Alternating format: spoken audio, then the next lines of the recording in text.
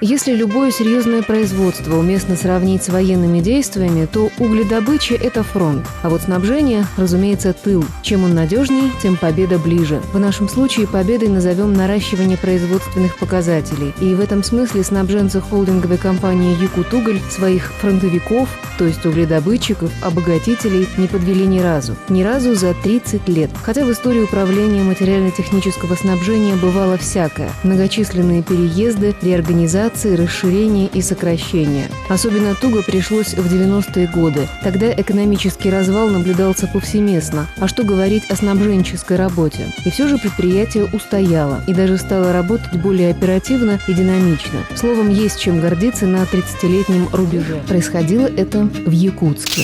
Тогда первым начальником управления стал Евгений Мирошниченко. И лишь спустя 4 года, когда все силы были брошены на освоение Южно-Якутского территориально-промышленного комплекса, производственное объединение «Якутуголь», а значит и управление материально-технического снабжения, перебазировались в Нерюнгри. Переезд на новое место повлек за собой создание новой производственной базы, формирование нового коллектива и смену руководства. Управление возглавил Эрнест Соколовский. Справедливости ради отметим, что база материально-технического снабжения к моменту переезда управления уже была создана.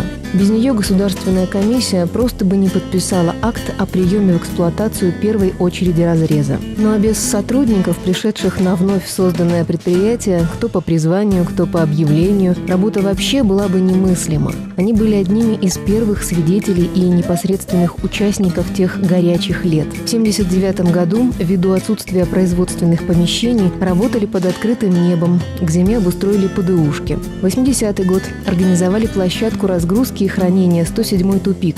82-й начали осваивать верхнюю площадку.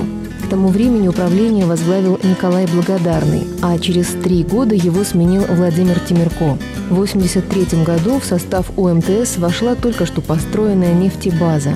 84-й, 85-й – это годы, пожалуй, самых больших объемов работы. Диспетчеры базы материально-технического снабжения помимо своего транспорта загружали машины на предприятия северных районов – в Якутск, Кангалас, Зырянку, Сангары, Джибарь-Кихая. На разгрузку одновременно подходило до 15 вагонов. Конец 80-х для управления связан со структурными преобразованиями и очередным переездом в здание на набережной. Дирекция строительства Южно-Якутского угольного комплекса входит в состав производственного объединения «Якутуголь», естественно, вместе со службой комплектации, базой комплектации и всеми их опытными специалистами. 90-е годы – время больших потрясений и для страны в целом, и для предприятия в частности. Ликвидация второй базы и 107-го тупика, выход из его состава Якутской МТС и Зырянской БМТС. Нефтебаза, обособившись поначалу в самостоятельное предприятие, спустя 6 лет вернулась в структуру управления. Его начальником в 1992 году был назначен Владимир Бородин.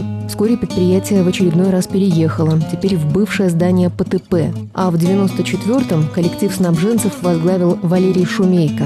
Сам он шахтер не в первом поколении. К тому времени уже был заместителем директора шахты Джибарь-Кихая. 10 трудных лет руководил Валерий Анатольевич управлением. И коллектив тоже выстоял, не поддался паническим настроениям. Введены в эксплуатацию современная автозаправочная станция, технологическая котельная, 2 дизельные электростанции. Помимо этого, для работников управления был построен и сдан жилой дом на 25 квартир, а само управление переехало в отремонтированное административное здание, что по улице Северная. Реорганизация, в результате которой «Якутуголь» стал акционерным обществом холдинговой компании, коснулась и снабженцев. В 2004 году в структуре компании появился департамент по обеспечению ресурсами и вспомогательному транспорту. Заместителем его руководителя и по совмещению начальником филиала ОМТС стал Александр Рой. Его знакомство с Якутией состоялось еще в начале 70-х, не без помощи Якутской геолого-разведочной партии, проводившей разведку запасов угля в поселке Джибарь-Кихая. Потом было освоение Нерюнгринского месторождения и работа в системе снабжения Якутугля с 1975 года. Кстати, тогда же Александр Витальевич без отрыва от производства окончил Иркутский геолого-разведочный техникум, а через 10 лет еще Якутский государственный университет. В 2004 предюбилейном году коллектив управления материально-технического снабжения завершил большую работу по доставке и монтажу современного механизированного комплекса добычи угля для шахты Джибари-Кихая. Он был принят Государственной комиссией в эксплуатацию. Для крупнейшего угледобывающего предприятия республики это начало новой жизни. Что касается производственных показателей, то и они впечатлят даже неосведомленного в вопросах снабженческой деятельности человека. Годовой план выполнен 21 декабря. Потребителям доставлено более 82 тысяч тонн грузов и свыше 206 тысяч тонн нефтепродуктов. При всем этом удалось достичь экономии затрат в сумме 3,5 миллионов рублей. Нет ли свидетельства слаженной работы всех подразделений и сотрудников предприятия? Ведь на самом деле снабженцы – это люди многих профессий, самые распространенные из которых – грузчики, стропольщики, кладовщики, товарные операторы, сливщики-разливщики, диспетчеры, инженеры. Всего в УМТС трудится 321 человек. Из них больше половины, кстати говоря, женщины. Высок процент специалистов с высшим и среднеспециальным образованием. 13 человек обучаются заочно. Радует тенденция к складыванию трудовых династий на предприятии. Молодые люди, пожелавшие пойти по стопам своих родителей, занимают различные должности от грузчика и кладовщика до бухгалтера, юрисконсульта или даже заместителя начальника отдела. Это Алексей Никифоров, Вячеслав Демаков, Николай Гордиенко, Анна Лымарь, Виталий Замиралов, Андрей Ярославцев, Татьяна Зубова, Сергей Грузин, Оксана Нос, Леонид Горбач, Станислав Темирко.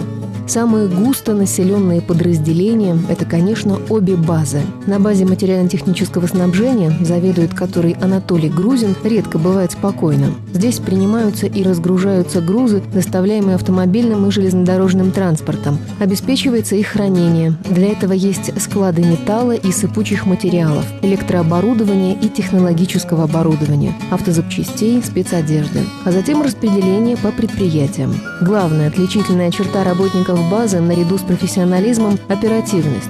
Простой груз на контейнерной площадке чреват убытками. Да и сам товар уже давно не валяется на складах годами, а сразу поступает в производство. Этого удалось достигнуть благодаря расширению наименований продукции, но сокращению объемов, в которых она поступает на базу. Нерюнгринская база обеспечения нефтепродуктами живет все-таки с надеждой на дальнейшее развитие Южно-Якутского территориально-промышленного комплекса. Ведь создавалась она с большим размахом в расчете на строительство крупного металлургического комбината. Сегодня нефтебаза работает, откровенно говоря, в полсилы, если сравнивать с ее проектной мощностью. Она может принять единовременно до 70 тысяч тонн нефтепродуктов 40 различных наименований. Главная задача коллектива базы, руководит которым Александр Жернаков, переработка нефтепродуктов, топлива, масел и смазки для функционирования транспорта, техники, оборудования предприятий холдинговой компании «Якутуголь» в суровых условиях севера. Что бросается в глаза человеку, впервые попавшему на нефтебазу, так это хорошие бытовые условия. В распоряжении работников прачечная, сушилка, душевая, уютные бытовки. Близится к завершению ремонт АБК. Немногие предприятия сегодня сохранили собственные столовые. А на нефтебазе она есть, причем с хорошим рационом и доступными ценами. Это и называется заботой о собственных работниках.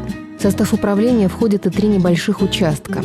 Транспортный, им руководит ветеран предприятия Батур Батуев, отвечает за исправность и работу специализированной техники и автотранспорта. Коллектив строительного участка, а это всего 12 человек, и его руководитель Дмитрий Гек обеспечивает надлежащее состояние зданий и сооружений филиала. И, наконец, охрана. На предприятии, имеющем дело с такими объемами товарно-материальных ценностей, без нее никуда. Коллектив участка около 30 человек. Его возглавляет Валерий Скрягин. Аппарат управления, говоря современным языком, менеджмент, работает в тесном сотрудничестве со службами и предприятиями холдинговой компании «Якутуголь» и отвечает на ключевые вопросы. Какая продукция им нужна, в каком количестве, в какие сроки, где ее взять и как доставить.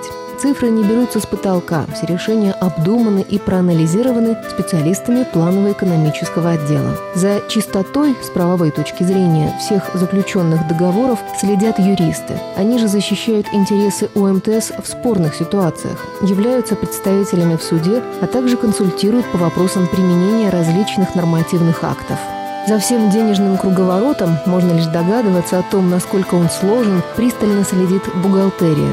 Деньги, как известно, счет любят. В точности подсчетов можно не сомневаться. Ираида Попова, главный бухгалтер управления, в своем деле профессионал. Как на всяком уважающем себя и своих сотрудников предприятии, здесь есть и отдел информационных технологий. Современное программное обеспечение, локальные сети – просто как кнопку нажать. О таких возможностях 30 лет назад и не ведали. Главный инженер Виктор Горулько в УМТС с 80-го года. Вот уже 12 лет руководит службами, отвечающими за должное содержание зданий и оборудования предприятия в соответствии с предъявляемыми требованиями. Исправность механизмов, наличие связи, тепла, соблюдение техники безопасности, в том числе пожарной, охраны труда и экологии, в общем, хозяйство нужно вести грамотно. И отсутствие за последние 3 года каких бы то ни было аварий и травм говорит о том, что службы главного инженера со своими задачами справляются неплохо. В управлении материально-технического снабжения после различных реорганизаций сформировались 4 отдела, занимающихся непосредственно товарной работой. Отдел запасных частей и оборудования, горюче-смазочных и технологических материалов, отдел вспомогательных материалов и совершенно новой структуре УМТС отдел по таможенному оформлению и транспорту. Последний объединил в своем коллективе декларантов всех филиалов Якутугля. И это обстоятельство значительно упростило работу с импортным грузом. Время уравняло всех. И тех, кто был первым, устроившись на работу в УМТС в далеком 79-м, в год его перемещения в Нирингре, и тех, кто пришел на 10 лет позже. Преданных своему делу людей назовут ветеранами. И вот торжественный день наступил. В зале работники предприятия УМТС принимают поздравления со своим юбилеем от руководителей республики и компании, от коллег и смежников, от друзей и бывших руководителей управления материально-технического снабжения. Сегодня у снабженцев праздник, и они его по праву заслужили своим трудом. А уже завтра напряженная работа, слаженная, грамотная и надежная. Та, которую умеют делать профессионалы из УМТС. И это они доказали 3 десятками лет безукоризненного служения родному предприятию «Якутуголь». Уважаемый коллектив материально-технического снабжения, я с большой радостью хочу поздравить вас с 30-летием. Это большой период жизни, который мы все с вами прожили на этой северной территории. И вот многие говорят, что первыми здесь появляются геологи. Я хочу отметить, что с геологами и со строителями первыми всегда появляются снабженцы. И от их работы зависит деятельность всех остальных предприятий. На самом деле, в общем-то, мне хотелось, вот я стою рядом с картой, мне хотелось бы вот показать вам наш земной шар и сказать, что материально-техническое снабжение мы получаем из Соединенных Штатов, мы получаем с Японии оборудование, мы получаем с Канады. Наш уголь продается в Филиппины, Тайвань, Япония, Корея. И в этом угле, который великолепно знает бренд «Якутуголь» и угольную продукцию, есть частичка вашего труда. Поэтому я с большой радостью хочу поздравить вас с 30-летием. Я совершенно уверен, что это первое 30-летие в вашем дальнейшем пути и развитии. Успехов вам, удачи, здоровья, всего доброго. В ковше огромного экскаватора, в реве мощного бульдозера, в кузове огромного самосвала и в каждом составе железнодорожного углевоза даже младенец разглядит нечто материальное и техническое.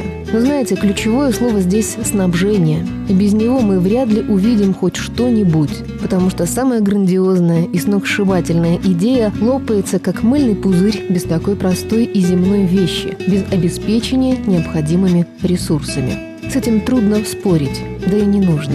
Лучше сказать спасибо всему коллективу управления материально-технического снабжения за то, что идея, которой живет наш город 3-й десяток лет, продолжает оставаться реальностью.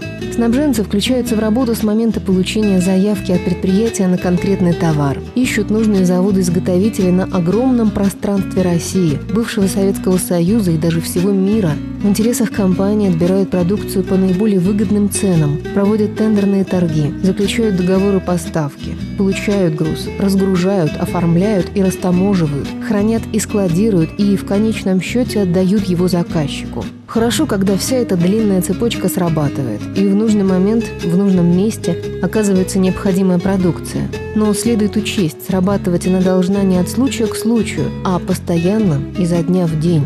Это и есть хорошо сделанная работа, которая свидетельствует о высоком профессиональном классе команды специалистов управления материально-технического снабжения. И во многом от этой работы зависит успех лидера угледобычи России, открытого акционерного общества холдинговой компании «Якутуголь».